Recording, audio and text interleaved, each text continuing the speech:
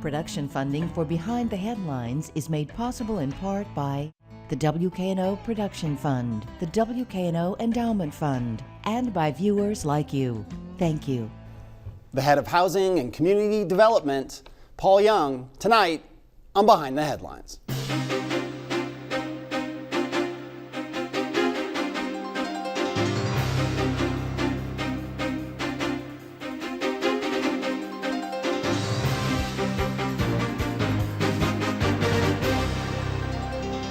I'm Eric Barnes, publisher of the Memphis Daily News. Thanks for joining us.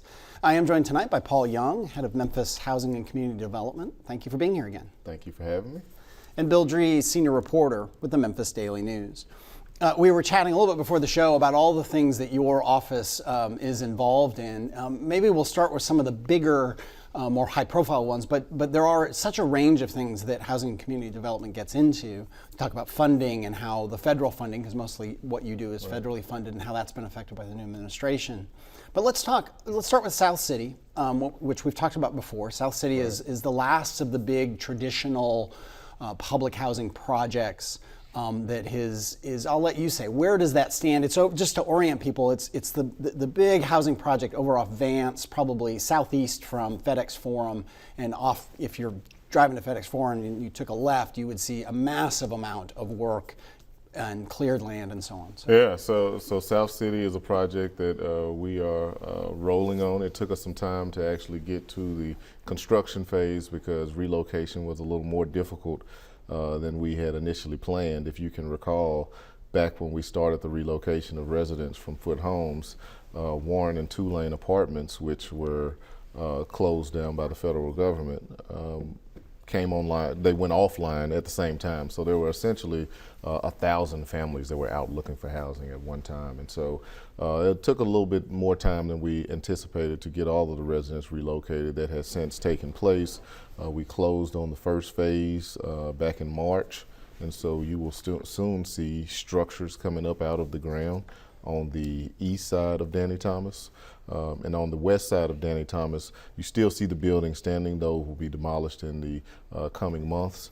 But we are actively getting the project rolling. And so we're excited to see the new units coming online. If you can recall a little bit about South City, it's a very expansive project. It's different than what we call Hope 6 projects. Hope 6 was the former funding source that paid for the redevelopment of public housing. So projects like Lamar Terrace, which people would see, which you see coming down Lamar. It's now University Place, right at the 240 exactly on ramp. You can see it from 240. Legends Park was also funded through Hope 6. College Park, Uptown. This project, South City, is being funded through an initiative called Choice Neighborhoods. And with Choice Neighborhoods, there was a focus on not just renovating the housing that's on the site, but also looking at the conditions around the housing. One of the things that Hope 6 was criticized for was because it didn't have a significant enough impact on improving the area around it. And so with this initiative, we have some programs that we want to see put in place in the area around Foot Homes. So you'll see things like an early childhood center that we're working to put in place, and a grocery store, which we're also working to get established in that area, in addition to home repair programs, small business loans. All of those things will start happening over the next year. And just for scale, the number of new residences going into South City in this phase will be roughly how many? Yeah, so there were 420 units at Foot Homes. We're rebuilding 712 units total. 480 of those units will be considered affordable, meaning those that earn less than a certain income threshold will be able to occupy those units. And so we're actually creating more affordable housing than existed before, but it'll look new and fresh, and you won't be able to look at one unit and tell whether it's a market rate person or family living there or a low income family. And the funding for this, the bulk of this funding is federal funding, is that correct? But there's some local money that comes in. Yeah, so there was, we had a $30 million grant that the city and the Memphis Housing Authority received to embark on the project. It was matched by $30 million from the city of Memphis and capital improvement program funds. There will be tax credits that are administered through the Tennessee Housing Development Agency in each phase. That'll provide a significant amount of equity for the project. Overall, it's about a $210 million. And a certain amount of that is private capital? Yes. So there will be loans, and tax credits will also be involved. Okay, let's go to Bill. So, Paul, once the structures start coming out of the ground, do you start hearing from the private capital on this, or have you already heard from them on South City? Yeah, our hope is that we will certainly see more private interest as the development actually happens. There's a certain amount of anxiety when you talk about these big projects because people don't know whether it's actually going to happen or not. But now once we got the units on the east side of the street down, people are now believing that it's real. So we're hopeful that we will start to see more interest from the private sector, particularly around the grocery store. That's one of the amenities that we have committed to working to bring to fruition, but it's largely driven by a grocer wanting to be in that area. So we've worked on a market study. The market study shows that the area could support it. And so now our goal is to try to find an operator that's willing to partner to go into that area. Mm-hmm. And on the other side of Lauderdale, you have what was Claiborne Homes, which is now Claiborne Point. So I would think that people being able to see that, they have a better idea of what used to be Foot Homes is going to look like. Yeah, if you go down Lauderdale, that's usually the street that I ask people to go down, especially before the units came down for Foot Homes, because you could look on both sides of the street and see the dichotomy. You can see the difference and the improvements that Claiborne Point had on the aesthetics of the neighborhood. And seeing that on both sides of the street, we feel is going to be very important. And it's also important to note that there are 3 vacant schools in that community, Vance, MLK Transitional School, which used to be Porter, as well as Georgia Elementary. And our team has secured options to purchase those properties from the school board should we be able to find uses for them, at least 2 of them, and that was Georgia Elementary and the MLK Transitional School. Our thinking is that Georgia Elementary would be home for Girls Inc., which is looking to expand their footprint in that area, as well as an early childhood center. And with the MLK Transitional School, we don't have specified uses yet, but we did want to secure an option with hopes that we can find a use that will be sufficient for that building. Mm-hmm. So Shelby County Schools is always looking, anytime there's new development, they have a department that's devoted just to looking at what the school age population is. What does happen with the school age population in South City once the new development is there? Is there more, is there less? Yeah, there should absolutely be more. I don't know the specific numbers, but the school board anticipates that there will be growth in the area. Obviously, when all of the residents were relocated, that had an impact on schools in the area like BTW, which is immediately adjacent.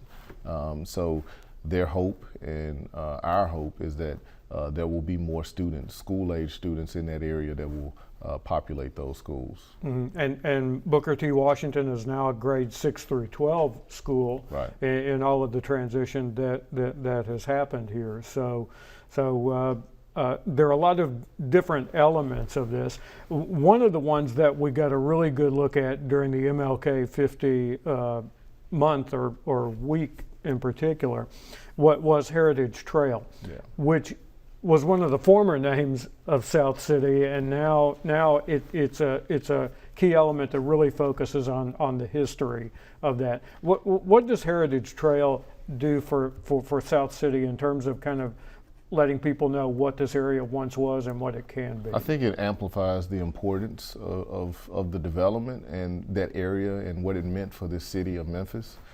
Heritage Trail, for those that do not know, is an initiative where we are looking to connect historical assets throughout the city, and a large portion of those assets are in the South City area and downtown area. So you talk about assets like the Civil Rights Museum. There are 2 new monuments and parks that have been established with the MLK Reflection Park as well as Ironman Plaza. There are structures like Claiborne Temple, the Universal Life Building, Withers Gallery on Beale Street.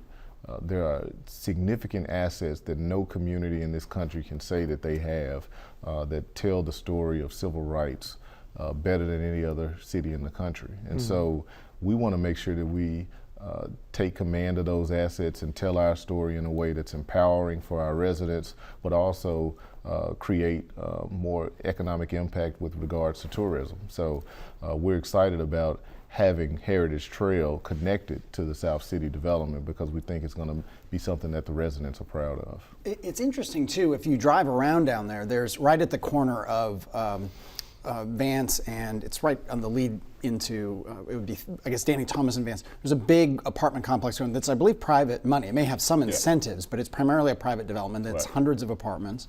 That's right, across the street from the Universal Life building, which is being renovated in all its history, but put to use now. Right. You go farther down Danny Thomas, there's a huge apartment development going in down there that, again, I believe is private money, maybe with some incentives. Right. So, I mean, is that heartening to you that it isn't just public money, and that when you talk about this Heritage Trail, it is interesting the idea that the trail would go through certainly not blighted areas, nobody wants that, but places where real Memphians live. Right. So it's not just a tourist district, it's not just a tourist development. Is that intentional, or is that just how it played out? It's absolutely intentional, and if you think about Heritage Trail, it's organized with a series of loops, and so we have a civil rights loop, an entertainment loop.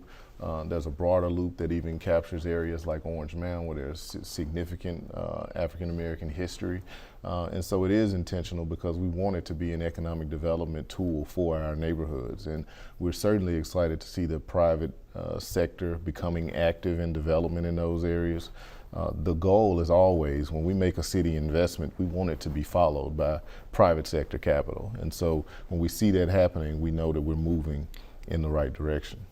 Probably 15 minutes left here. Back to the grocery store real quickly, because that always gets people's attention, and the whole notion of food deserts. And we'll talk about the Kroger that's leaving, and I don't know what involvement you might have in that project. But to get a grocery into that area, will it take incentives? Will there be pilot type incentives? I mean, I think that was involved in terms of Binghamton and the grocery store that has gone in at what is that, Hollywood and Sam Cooper. Right. I'm doing a lot of directions today. I apologize. Right. I apologize to the viewers, really. That involves some incentives. Is that what's probably going to take to get a grocery store into the South City area? Yeah, more than likely. I mean, when you look at the grocery industry, they operate on very slim margins, and so in order to make the numbers work, you traditionally have to give an incentive, unless it's going to be a high grossing store where they know they're going to generate significant revenues. And this is an area that is not necessarily proven in terms of what it's going to be able to generate, and so it will likely take an incentive, and we are exploring what things we can put together to incent them to come. But we hadn't had any active conversations with grocers as of yet. We've just been talking to the experts and consultants that work with grocers. And briefly, are you at all involved? The Kroger that's leaving South Memphis that's been somewhat frustrated a number of council members and other folks. Are you involved in that effort to find some replacement? Or? Yeah, we certainly have had conversations about what impact housing and community development could have on trying to recruit and incent grocers to come back to that area. Those discussions are ongoing. Our hope is that we look at it from a global perspective, and because while these grocers have left these two communities, it's a broader issue in the city of Memphis, and how can we look at improving food access for all of our neighborhoods in a strategic way. And obviously we want to address those that have closed, but also address neighborhoods that have gone without for some time. Bill. So as we tape this, we're a day after the mayor's budget proposal, the third for his administration. And as we were talking about, housing and community development is always one of the quickest reviews that the council does, because so much of your money comes from the federal government. and with the change in administration, you've actually seen more federal funding. Yeah, so last year there was a lot of talk about cutting funds, and there are a couple of funds that are really core to the work that we do. One is called CDBG, Community Development Block Grant Funding. City of Memphis receives about $6 million annually. It's the funding that supports all of the staff. We have about 75 employees in housing and community development. They support a number of different grants and initiatives and projects that are happening throughout the city. There's another stream of funding called HOME, which the acronym actually means home, but is invested in housing units across the city. And both of those were supposed to be zeroed out. When the budget was finalized earlier this year, those areas actually increased beyond what they were last year. We don't know what our direct allocation will be yet, but we're hopeful that the trend will continue because we have significant needs in the city. Right. So while the review by the council is relatively easy, you can't really breathe easy because you're looking at these federal funds to leverage what you want to do. And in the case of South City, you're looking at an area that's much bigger than any of the other public housing project conversions that the city did. Yeah, I would say Uptown was probably comparable because Uptown was very expansive and they used some other tools to try to impact that area.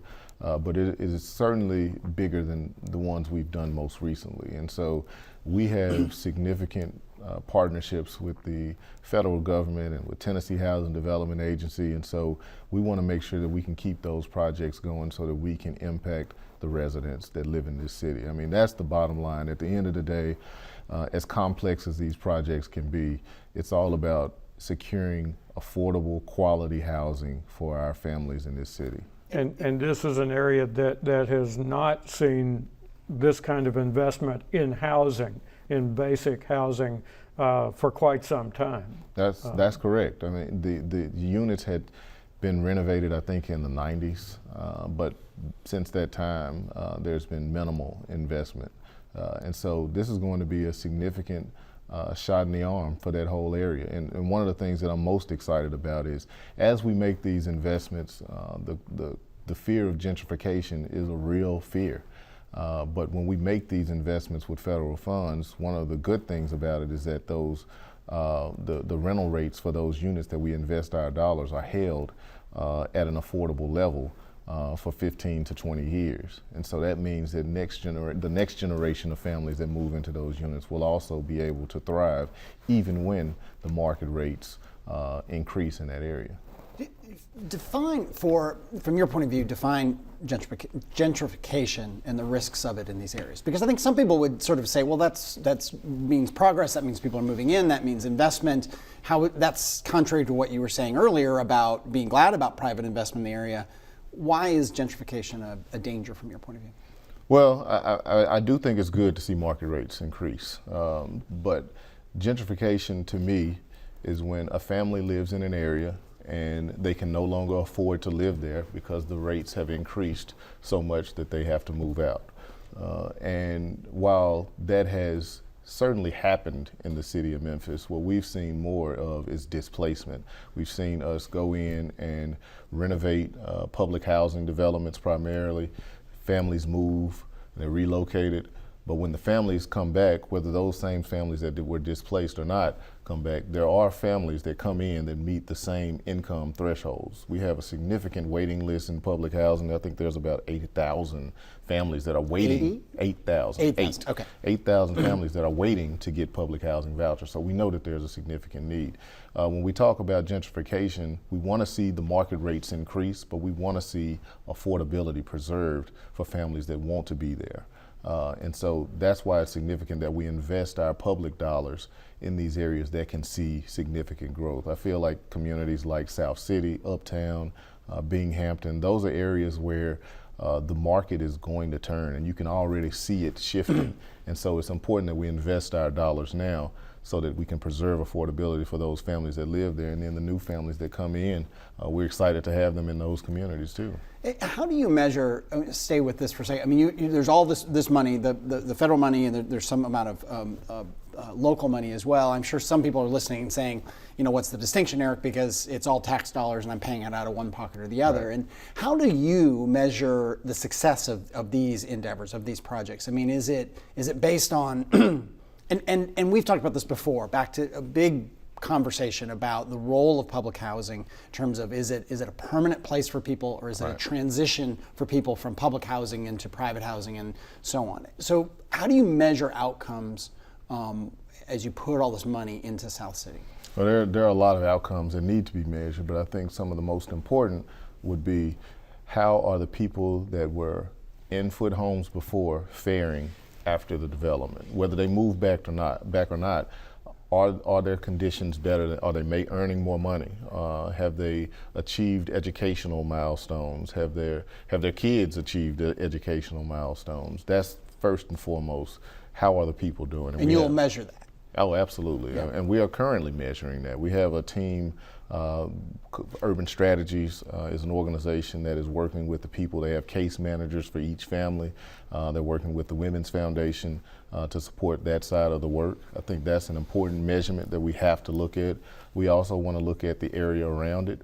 Are the incomes for the families around Foot Homes able to increase? Before we started this project, and I don't know the specific number, but it was under $15,000 a year. The average area family income. And I think it was closer to 11,000. Wow. Yeah. And so when you're talking about that level of poverty, we have a significant responsibility to improve those economic indicators. I think those are the most significant factors that we can look at. Before we go back to Bill, what about, we talked about some of the other projects that were redeveloped from the kind of faceless and pretty grim environments, and we've talked about that before. I've quoted you, I think, I paraphrased you maybe, on talking about public housing having become a way to warehouse the poor in the 50s and 60s, and that these efforts are a way to try to transform that into opportunity and so on. But when you look at some of the other, there were 10 or so other big projects that have been done and converted in this fashion.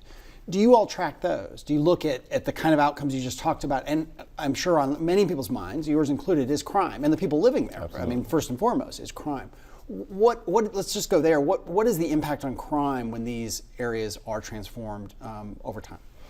So, I don't know the crime specific statistics, so I won't be able to really speak to that. I think that overall, I think anybody that you ask would say we hadn't done the best job of ensuring that the families that move out are successful, and we've worked to do that. But our success level at that has varied. Our goal is to ensure that as we move forward, we've learned from our mistakes. We don't want to let families fall through the cracks.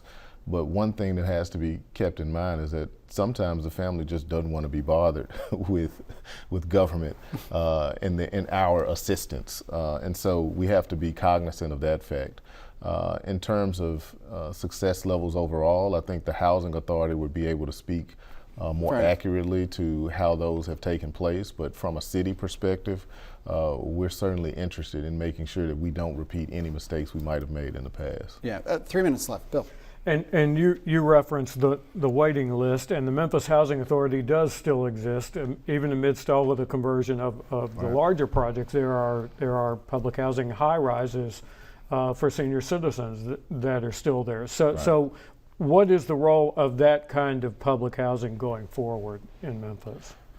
I think public housing is going to shift. You see more privatizing, for lack of a better word, trying to figure out how you can get the private market to engage in supporting these families and not having one mega large entity responsible for all of the work.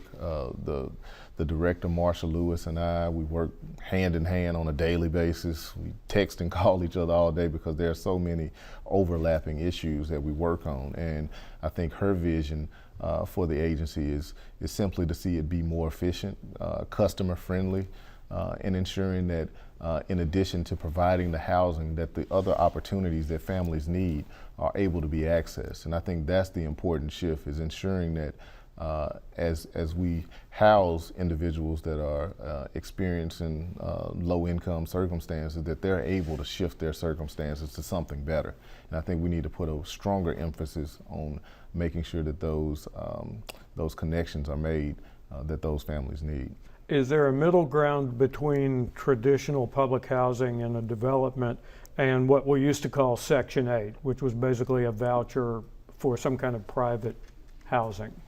There is a middle ground, and they call it RAD, but I don't know enough, quite frankly, to explain it. But when Marsha Lewis is on, she can tell you all about it. With just a minute or so left, how Memphis 3.0, which is the big strategic plan for the city, we did a show recently talking about some of the transportation recommendations that are beginning to come out of Memphis 3.0. How will that shape what you do with public housing, but with all the projects? I mean, you're involved with the fairgrounds, you're involved with the riverfront, Pinch District, all kinds of things. We've focused on one element, which is the public housing part. How will Memphis 3.0 influence what you all do? Memphis 3.0 is going to shape what every agency in the city does. It's the organizing vision for all of the work that we do, and it's intended to help us direct our investments in a more wise manner. In terms of the work that we do in housing and community development, I've talked a lot about some of the broader projects and big projects, but the core of our work, the bread and butter, is trying to support families and neighborhoods. So as we look at new ways to incentivizing home repairs, new neighborhood level development, we're going to be using Memphis 3.0 as the guiding principle. And with just a few 20 seconds left here, the Fairgrounds TDZ, you were very involved in the Fairgrounds. We did shows on that. Is that TDZ going to happen? Is it going to get tied up in the so-called punishment by the legislature of Memphis over the statues? What's the status on the TDZ there and downtown? We're still working to make both happen. We believe that we will be able to have some information for the fairgrounds prepared for the state by this summer. We ran into some challenges with working the numbers, and then the downtown TDZ we're looking forward to moving forward with very, very soon. We will, I'm sure, do a whole other show on that. Thank you for being here, Paul Young. Thank you for joining us. Join us again next week.